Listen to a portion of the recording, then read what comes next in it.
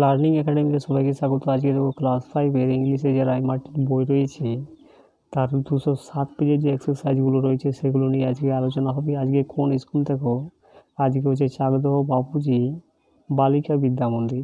তো এর এক্সারসাইজগুলো দেখো।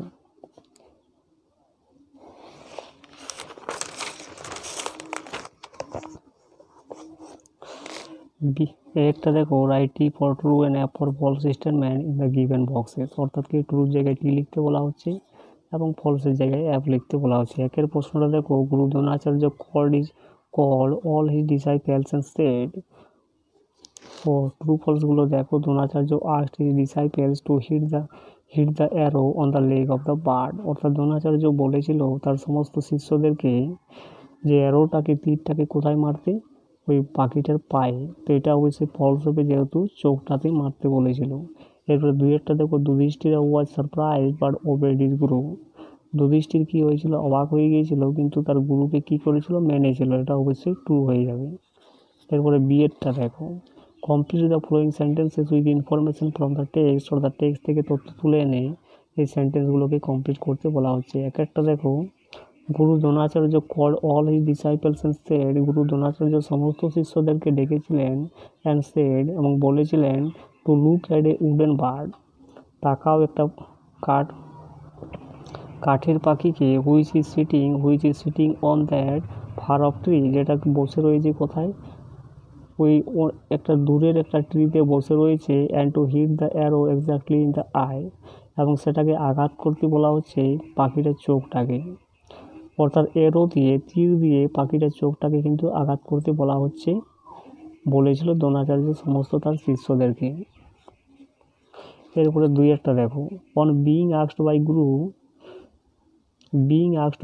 অর্থাৎ গুরুর দ্বারা being asked by guru, Yudhishthir replied that he could see, অর্থাৎ কি গুরু যখন যুধিষ্ঠিরকে জিজ্ঞাসা করেছিল তখন যুধিষ্ঠির উত্তর দিয়েছিল, দেখো replied that he could see, সে কি দেখতে পেয়েছিল, he could see tree people around him, সে গাছ দেখতে পেয়েছিল, এই লোকগুলো দেখতে পেয়েছিল তার পাশে যারা ছিল, অ্যান্ড দ্য বার্ড, এবং পাখিটাকে দেখতে পেয়েছিল। এরপর সি একটা দেখো, answer the following questions in full sentences, অর্থাৎ পূর্ণ বাক্যে কিন্তু এই প্রশ্নগুলির উত্তর লিখতে বলা হচ্ছে। এক একটা দেখো, what did Guru place on one of the trees, অর্থাৎ কি একটা গাছের উপরে গুরু কি বসিয়েছিল। তো উত্তরটা কি হবে, দেখো গুরু প্লেসড অন দ্যাট, এটা বার্ড হবে, এটা ঠিক আছে, placed on bird, a bird far off trees, অর্থাৎ কি গুরু কি বসিয়েছিল, একটা পাখিকে বসিয়েছিল কোথায়, far off trees, wooden bird, ঠিক আছে। দুই একটা দেখো, where did guru ask his disciples to gather, অর্থাৎ কি গুরু তার শিষ্যদেরকে কোথায় জড়ো হতে বলেছিলেন। তো এইভাবে লিখবে, দেখো guru asked his disciples to gather by the woodland near his ashram, তার আশ্রমের কাছে একটা জঙ্গল ছিল, সেখানে কিন্তু তার সমস্ত শিষ্যদেরকে জড়ো হতে বলেছিলেন।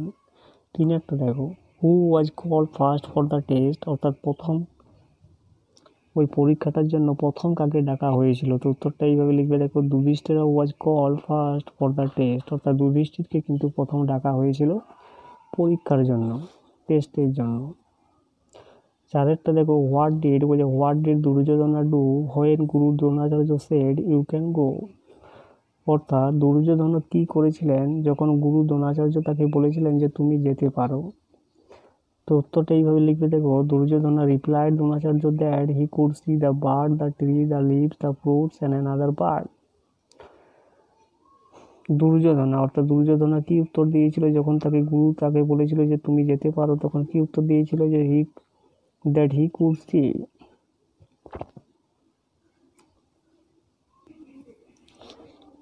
এর উত্তরটা কিন্তু এইখানে দেওয়া আছে, দেখো হি থ্রিউ, অর্থাৎ কি করেছিল Duryodhana, he threw the bow and arrow to the ground, অর্থাৎ সে গ্রাউন্ডের দিকে কি করেছিল, বোটাকে, তীরটাকে এবং ধনুকটাকে ছুড়ে দিয়েছিল, অ্যান্ড স্টুড অ্যাসাইড, এবং তার পাশেই দাঁড়িয়েছিল। তো এই উত্তরটা কিন্তু লিখবে এইখান থেকে, হিয়ের জায়গায় লিখবে কি দুর্যোধনা, তাহলেই হয়ে যাবে। এরপরে আনসিনটা দেখো, এ টিক দ্য বোঝায় tick the correct answer from the given alternative, অর্থাৎ অল্টারনেটিভগুলো যে দেওয়া আছে সেখান থেকে কারেক্ট অ্যান্সারটাকে এখানে টিক করতে বলা হচ্ছে। তাই এক একটা দেখো, দ্য পিকক ইজ অ্যান, তা পিককটা কি হয়ে যাবে এখানে বার্ড হয়ে যাবে। এই যে দেখো পিকক ইজ এ বার্ড। এরপরে দুই একটা দেখো, when a peacock spreads its tail its look like a, যখন একটা পিকক অর্থাৎ একটা ময়ূর যখন তার টেলটাকে তার লেজটাকে যখন চারিদিকে ছড়ায় তখন তাকে দেখতে কেমন মনে হয়, তো কেমন মনে হয়, ফ্যানের মতো মনে হয়। এই যে অপশনটা দেওয়া আছে দেখো, এই যে লাইক এ ফ্যান। তিন একটা দেখো, the peacock has a long tail, অর্থাৎ ময়ূরটার কি রয়েছে, একটা লম্বা একটা লেজ রয়েছে। এই যেখানে অপশানটা দেওয়া আছে দেখো, লং অ্যান্ড বিউটিফুল টেল। এরপরে চারেরটা দেখো, দেয়ার আর ড্যাশ ফিগার্স ইন ইটস নেক, তার ঘাড়ের মধ্যে কি রকমের পালক রয়েছে, তো কি হইবে, ব্লু। এই যেখানে অপশানটা দেওয়া আছে দেখো, beautiful blue figures in its নেক।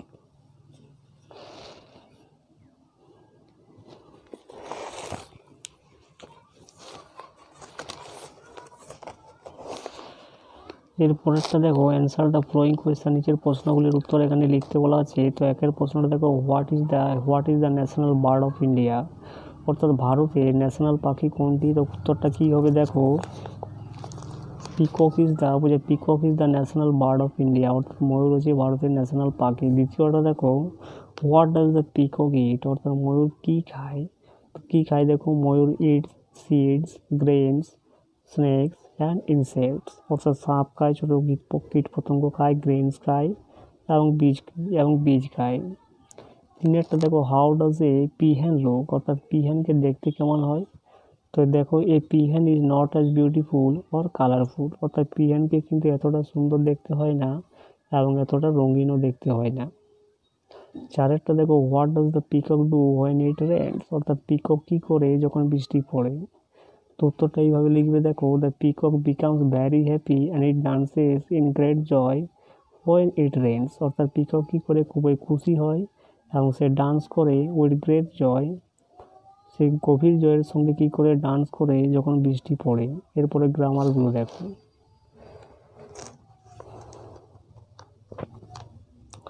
তিনের গ্রামারগুলো দেখো, fill in the blanks with suitable articles and preposition. তো দেখো, Kashmir is the Switzerland of India, এখানে দা বসবে।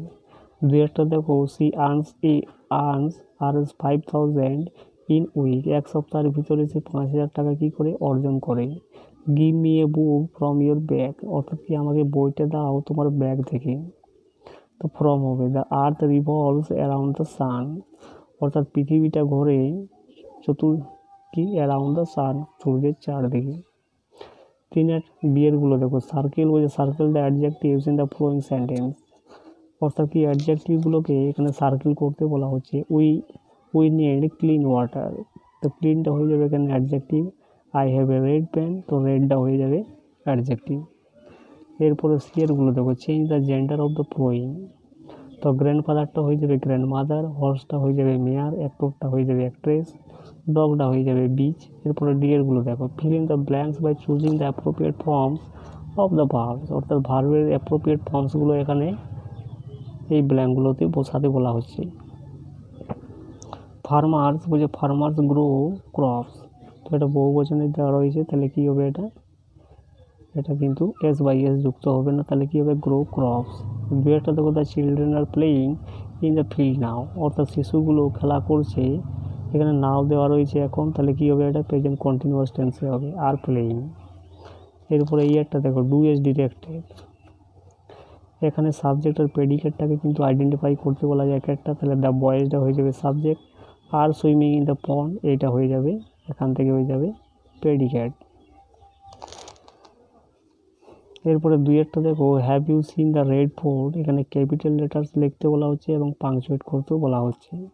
তো এইচটা কিন্তু বড় হাতের হবে, have you seen the red ফোর্টটা আটটা বড় হাতের হবে এবং একটা বড় হাতের।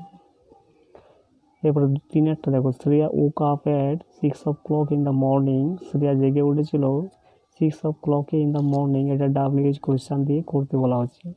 তো কী হবে দেখো, when did Shreya woke up, Shreya কখন উঠেছিল।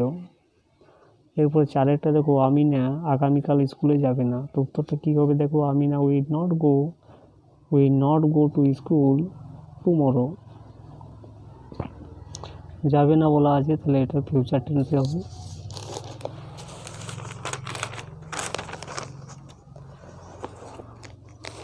এরপরে রাইটিংটা দেখো, write a paragraph of the favourite member of your family. অর্থাৎ তোমার পরিবারের ফেভারেট মেম্বার নিয়ে একটা কি প্যারাগ্রাফ রাইটিং লিখতে বলা হচ্ছে।